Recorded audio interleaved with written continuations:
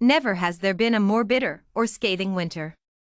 The ice is sharp and freezing, and snow constantly drifts down from a blinding white sky in monstrous torrents. The snowflakes are less flakes than heavy pricks I can feel as they hit me, sinking into my skin from whichever direction I'm facing. The wind blows against me, heavy, fierce, and it pushes the snow towards me in waves. The whiteness fills my eyes, my ears, my mouth. I cannot blink for fear of blindness, I cannot breathe for fear of choking, and the only sound I am still capable of discerning is the steady, slow screaming of the air pulsing around me. It is constant. It is harrowing. But it is also, as fate would have it, the only way home. It is the final journey before I reach my long-awaited resting place, with him. In the biting white snow I can feel it, the flow of my life forces becoming a slow trickle, the denouement of my life creeping closer. I don't mind, for my time has come and I know this. My only hope is that I will make it home in time. She is coming to me, slowly going the distance across the hundreds of icy miles, and I can feel her coming closer. But at the same time, I can feel her draining. This is the final battle for the both of us, and the ending is as difficult as it is deserved. My Galadriel, my Addie. It has been 1,000 years since I've heard her voice, 1,000 more since I've seen her face, haloed by her shining, golden curls. All this time has passed, and yet I still remember everything. Her smile, her laugh, her kindness. I miss her more than I knew could be possible. Many a time I have felt the cold hand of my great-great-uncle on my shoulder. He can feel me growing weaker. He asks me, "May I take you now, Achilles?" And I always tell him, "Not yet." My life within the realm of real and mythical has forever been blurred. I routinely walk the line between the two, crossing from what I was born into, the life of gods and monsters, to the life I have chosen, which is full of laws that govern the new reality. Gravity, permanence, war, these things are guaranteed in the lifestyle I have chosen, and although I know my love isn't fully human, she is still encapsulated in the same laws as the Earthbearers. She saves her reserves of ancient magic for me, and I, in turn, for her. The lives of mortals in accordance with immortals have always been risky. We've all lost something. Cupid, Lamia, Aphrodite, Eos, even Zeus. Likewise, I lost my immortality and my superhuman prowess on the battlefield.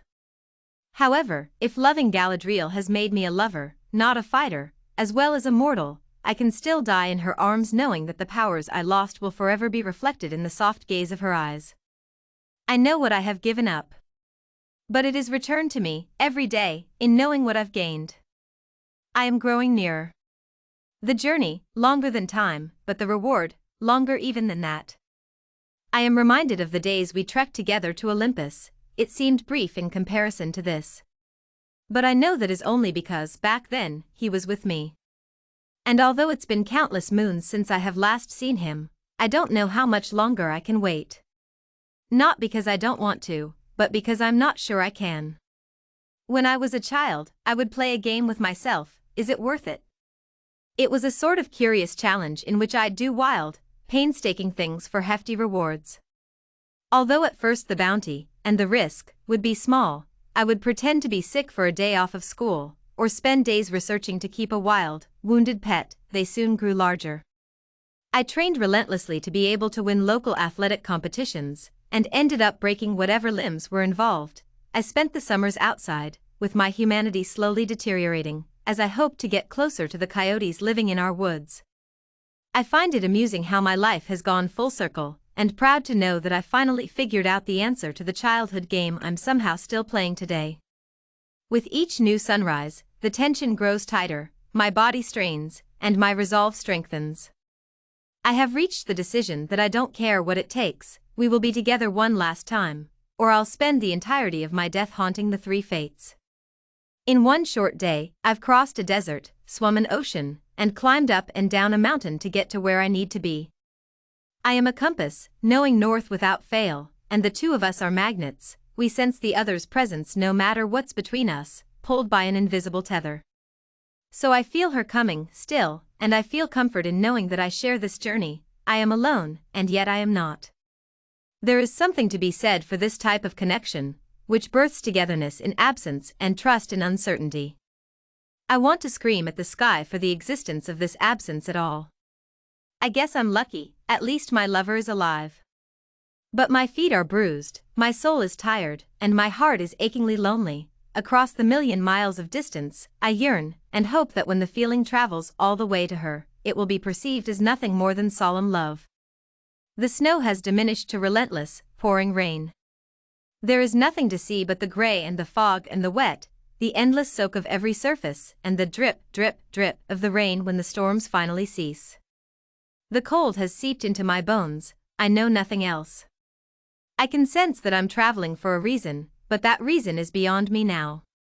It is difficult to think. I have trouble with my memory, and sometimes the steady knowledge of here is where to go evades me. My heart beats, erratic, in time with my stumbling steps. I am using up all the reserves I have left, reaching into every spiritual pocket I can find to complete this final goal. The last battalions, all their horses and violent weapons, have been released, but the fact still stands, I don't know if I can make it. A white flag may be waving soon. Hades has been growing louder. He doesn't ask me anymore, he taunts. May I take you now, Achilles? I have to steel my resolve and work harder to convince myself with every, not yet, I taunt back. The magnetic pull is weakening, but I find it hard to care because I am as well. My strength escapes me, I spend whole minutes on the ground, unable to rise. I feel the strain in my muscles like a cheap knife, and dream of cutting away my skin so I can pull it out. I have begun to hallucinate. It is only ever Addie, and while the visions are torturous, they force me to keep going. They demand the trek continue, and I have no strength left to argue. I am stumbling. I am falling, I've collapsed. Something in me says, move. I scream in hateful agony, I rise on bleeding palms. It hurts and I am sobbing, but I crawl. I crawl.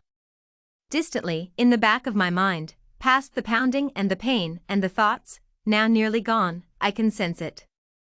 What? I don't know, something. Something. I force my brain to work, and in a few more steps I know. At last, at long, long last. She's here. I'm not sure exactly who we are, or what we're doing here, clutched together like children, but I can feel that a wrong has been made right. I know I am right where I should be. I am tired, so tired. I know that he is too. Our breathing slows. Finally together, we are happy. In the glowing light of the breaking dawn, we rise to a better place. We go holding hands in the light.